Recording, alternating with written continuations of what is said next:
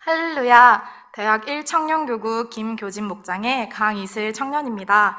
한없이 작고 낮은 저에게 이런 귀한 간증을 할 수 있게 해주신 하나님께 감사드리며 모든 영광 주님 홀로 받으시길 원합니다.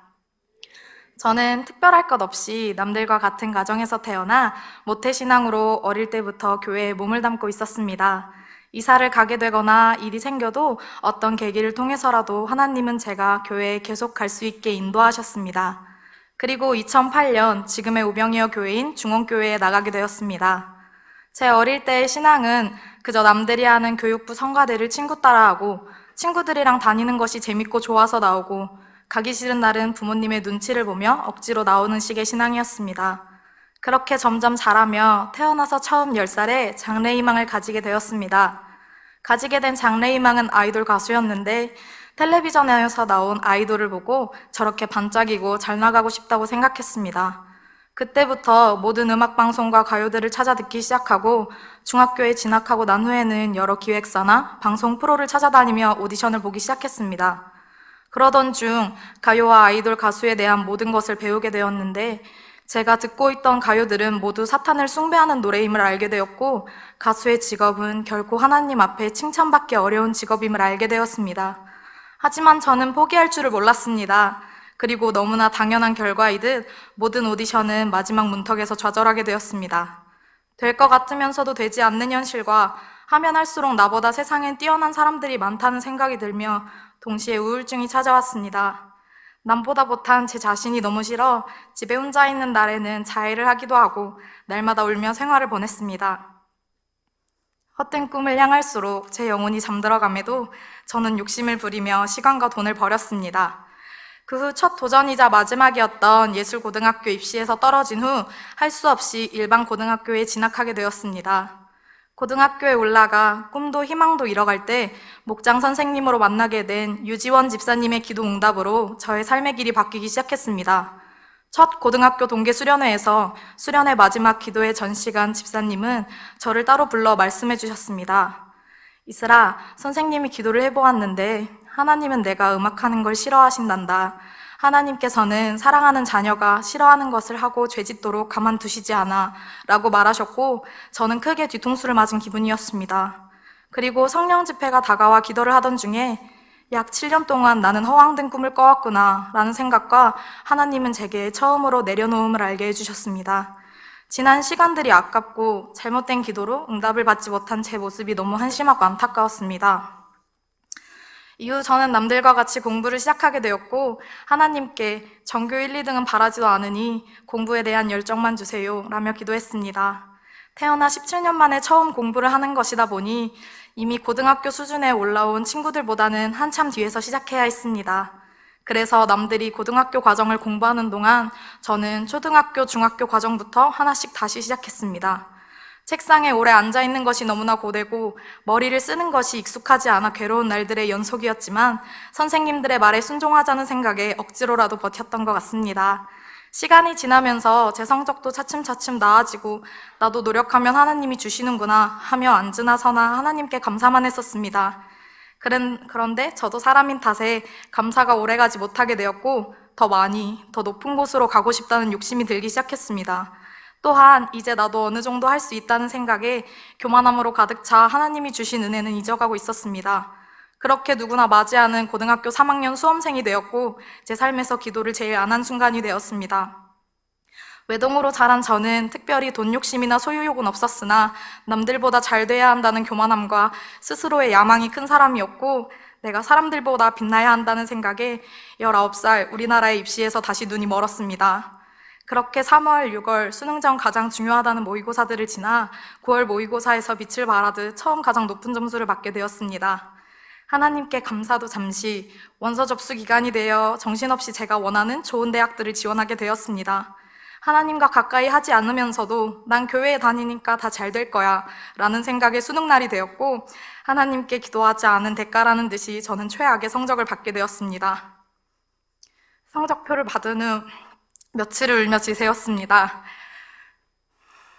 친구들은 하나 둘 원하는 대학에 입학해 좋은 소식을 띄우고 있었고 저는 죽고 싶다, 어디론가 숨고 싶다라는 생각만 가득했습니다. 그래도 대학은 가야겠다는 생각에 수능 성적으로 수도권 끝자락에 있는 4년제 대학을 지원해 붙게 되었습니다. 하지만 성인에게 자유가 주어진다는 것이 이렇게 무서운 일인지 이때만 해도 저는 몰랐습니다. 평소 리더십이 강한 저는 대학교에 들어와 학년 과대표를 맡게 되었고, 이렇게 교수나 선배들과 동기와 어울려 지내며 나를 각인시키면 난 잘 될 것이다 라는 착각에 살았습니다. 하지만 대학은 제가 생각했던 것과는 너무 다른 현실이었으며, 이러려고 그렇게 돈을 들이고 힘을 들여서 난 공부를 했고 입시 경쟁에서 버텨왔나 하는 회의감과 함께 대학가에서 술을 접하게 되었습니다. 처음에는 내가 이런 자리에 있는 하나님을 믿는 사람으로서 날마다 있어도 되는가에 대한 마음이 들어 피하고 싶었습니다. 하지만 그것도 잠시, 하루 이틀 술을 마시고 사람을 의지하고 자리를 찾아가 즐길수록 죄책감은 온데간데 없어졌습니다. 친구들의 생일이면 생일, 학교 행사면 행사, 하루 걸러 하루 술자리를 갖게 되었고, 중간고사나 기말고사가 끝난 날이면 부모님께는 학교 회의가 있어서 길다고 거짓말을 한 후 술을 먹고 날마다 막차를 타고 집에 들어가곤 했습니다. 학교 축제나 큰 행사가 있는 날은 어쩔 수 없이 과 대표라 학교 자취하는 친구 집에서 자야 할 것 같다고 하며 밤새 학교 근처에서 세상 사람들과 술을 마시고 그 분위기를 즐겼습니다. 그럴수록 부모님과의 갈등은 깊어지고 집과 교회를 피하게 되었습니다. 주일도 몸은 교회에 있었지만 숙취로 인해 모든 예배에 졸게 되었고, 하루는 집에 와 이러다가 당장이라도 하나님이 오시게 되면 난 지옥에 가는 것이 아닌가 하는 생각도 들었지만 아니야 괜찮겠지 하면서 넘어가던 중 어느 날 거울을 보게 되었습니다. 거울에는 처음 보는 검은색으로 변하고 있는 제가 서 있었습니다. 거울 앞에 서서 내가 이렇게 악하게 생겼던가, 지금 내 상태는 너무 악하고 무섭다고 느낀 그 순간 하나님은 제 삶을 다시 한번 송두리째 바꾸셨습니다. 여름방학이 시작되고 우연히 영적 치유 기도를 받게 되었는데 제 안에 있던 악한 영이 드러나게 된 것입니다. 악한 영은 드러나서 하나님을 믿기 싫게 했다. 부모님을 공경하지 않게 하고 미워하게 했다. 얘가 술 취하고 방탕하게 했다. 빛나고 싶은 욕심에 가득하게 했다. 고등학교 입시를 거치며 수많은 열등감을 일으켰다라는 끝도 없는 말을 했습니다. 그리고 저는 그 자리에서 오열할 수밖에 없었습니다. 사실 죄를 지으면서도 알고 있었습니다. 지금 상황이 올바르지 않다라고 말입니다. 그런데 직접 악한 영에게 들으니 무섭고 제 자신이 너무나 더럽기 짝이 없었습니다. 굳이 세상의 성공과 좋은 것들이 아니어도 나에겐 하나님이 있었는데 왜 잊고 산 걸까? 왜 감사하지 못했을까? 하며 뼈저린 회개를 하게 된 것 같습니다. 그렇게 학예 수련회를 맞이하고 가서 3박 4일 하나님께 회개하고 꼭 만나고 오겠다는 생각으로 가게 되었고, 보잘것없는 저의 기도를 하나님은 역시나 크게 보답해 주셨습니다. 기도를 하던 도중 하나님께선 딸아 쉬지 말고 기도하라 라고 들려주셨습니다. 저는 믿기지 않아 다시 한번 여쭙으나 하나님께서는 다시 한번 딸아 쉬지 말고 기도하라.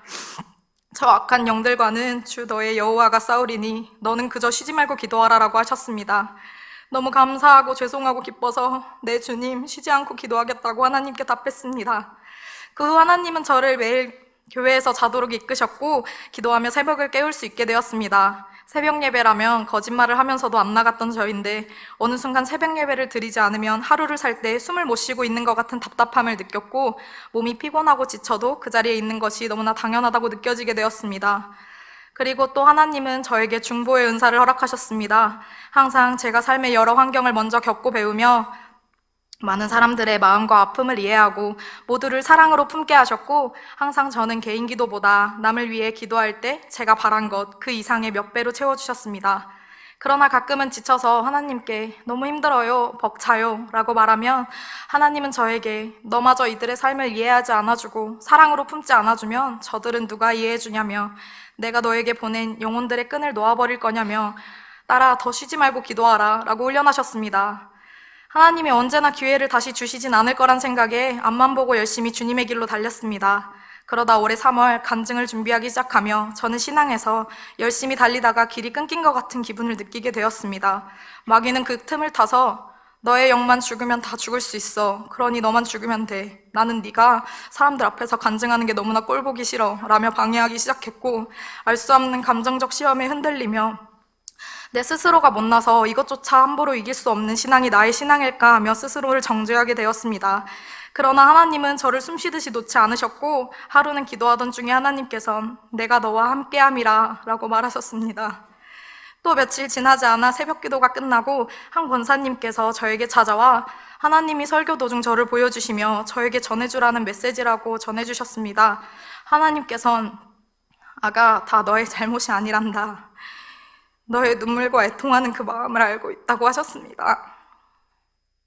또한 저는 아침에 맺혔다 사라지는 이슬이 아닌 새벽 이슬이라고, 새벽 이슬과 같은 사람이 되어야 한다고 하시며 마지막엔 이것이 하나님께서 너를 향한 마음이라며 품에 안아주셨습니다.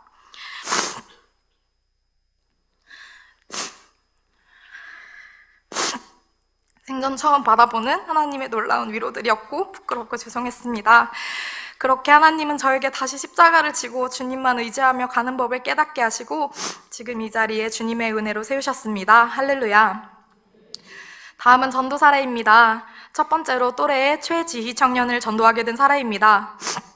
초등학교 때부터 알고 지내며 교회를 다녔다는 것은 알고 있었으나 어느 순간 나가지 않고 있는 것을 듣게 되었고 이야기를 나눠보니 성령의 체험도 해본 적이 있다고 했습니다. 처음엔 무작정 저희 교회에 가자고 하며 데리고 나왔고 거부감 없이 등록하고 다니게 되었습니다. 그러나 고등학교에 들어가 주말에 학원을 다니게 되며 잠시 교회에 나오지 않았고 성인이 되면 가겠다는 믿음 반 불신 반의 약속을 한 채 기도만 하며 저는 기다리게 되었습니다.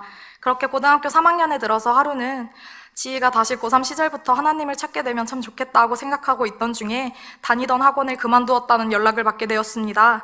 저는 이게 기회다 싶어 제가 다니던 학원에 같이 다니자고, 그러면 주일은 나가지 않아도 되니까 교회에 같이 가자며 설득했고 하나님의 통로로 다시 주님께 나아왔습니다. 그리고 지금은 유치부의 교사로 청년부의 예비목자로 열심히 주님을 사랑하는 청년으로 살아가고 있습니다. 두 번째로는 또래의 변성현 청년을 전도하게 된 사례입니다. 고등학교에 입학하고 성현이와 처음 만나게 되었고 여러 활동을 하며 친해지게 되었습니다. 성현이는 어릴 때부터 원래 교회에 나가고 있는 크리스천이었습니다. 새벽 기도도 가고 주일도 빠지지 않아 나보다 믿음 좋은 친구를 만났다고 저도 안심하게 되었습니다. 그런데 하루는 저희 교회가 이단이라는 소리를 들었다며 의심을 받게 되었는데 저는 절대 아니라며 교회가 하도 크고 잘 되니까 다들 질투나서 그런 소리를 하는 거라고 했습니다. 그렇게 서로 각자의 교회에서 신앙을 지키며 성인이 되었습니다. 그러다 하루는 성현이에게 연락이 왔는데 자신이 다니던 교회는 청년이 많지 않아 또래나 또래 나이에 근접한 사람이 없어서 생활도 너무나 불편하고 그러다 보니 교회에 잘 가지 않게 되고 신앙이 너무나 떨어져 간다는 소식이었습니다. 저는 하나님이 성현이를 우리 교회로 부르신다 싶어 우리 교회는 또래 청년도 많고 정말 재밌고 말씀도 살아있고 분위기도 좋다고 와보라고 했습니다. 그러나 성현이 부모님께서는 원래 교회에서 벗어난다는 게 안 좋게 보이셨는지 반대한다는 소식을 들었습니다. 그래서 저는 성현이를 놓고 한 달 정도 기도하게 되었습니다. 한 달이 조금 지나고 성현이가 드디어 허락을 받았다는 소식을 들었고 저희 교회에 나와 예배를 드린 후 담임 목사님의 말씀도 너무나 좋고 청년부의 분위기도 좋다며 등록하게 되었습니다. 그러곤 바로 새벽 예배에도 꾸준히 참석하고 수련회에도 나오며 자신이 몰랐던 하나님의 새로운 역사와 신앙 성장을 경험하게 되었고 지금은 초등부의 교사로 열심히 사역하는 중입니다. 할렐루야. 세 번째로는 또래의 김민정 청년을 전도하게 된 사례입니다. 민정이와는 광명시에 처음 이사와서 앞집에 살며 친해지게 되었고 원래 교회를 어릴 때 가족이 함께 다니다가 육적인 바쁨으로 다니지 않게 된 것을 알고 전도하게 되었습니다. 중학교 때부터 시간이 나는 대로 함께 교회를 이끌었고 평소 잠이 많아 매주 나오지는 못했으나 최대한 나오려고 했습니다. 말씀을 전해주면 잘 믿고 영적인 세계도 제가 경험한 대로 전해주면 존재한다는 것도 믿었습니다. 그러다 고등학교 시절 학업으로 교회를 나오지 못하게 되었고 저는 중보하며 하루빨리 교회에 같이 다니기를 소망했습니다. 성인이 되고 하루는 약속을 잡아 만나기로 하였는데 민정이의 한 손에 타투가 새겨진 것을 보게 되었습니다.